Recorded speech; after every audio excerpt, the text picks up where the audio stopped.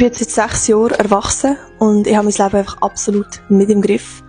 Ich lege jetzt seit Monaten das gleiche Outfit an, jeden Tag eigentlich. Ein bisschen andere Variationen, aber immer ein Pulli und entweder Trainerhose oder Leggings. Mein Bankkärtchen ist vor einem Jahr kaputt gegangen, also ich kann nicht mehr damit zahlen. Ich habe natürlich kein neues bestellt, sondern zahle jetzt seit einem Jahr mit Twint. Ich ordne meine ganzen Rechnungen, die sich über das ganze Jahr sammeln, nur einmal im Jahr ein, und zwar für die Steuern.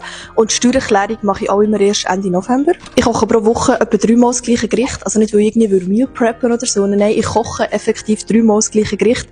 Einfach, weil ich immer das Gleiche esse, jede Woche. Ich habe mir überlegt, ein Mikrofon zu kaufen für so 200 Franken, also ein richtig gutes. Dann habe ich gedacht, nein, ist eigentlich schon ein bisschen teuer.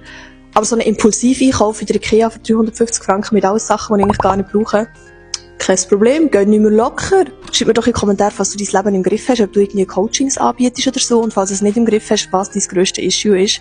Und ja, ansonsten wünsche ich dir einen ganz schönen Tag, räum dein Zimmer auf und bis gleich. Ciao, ciao.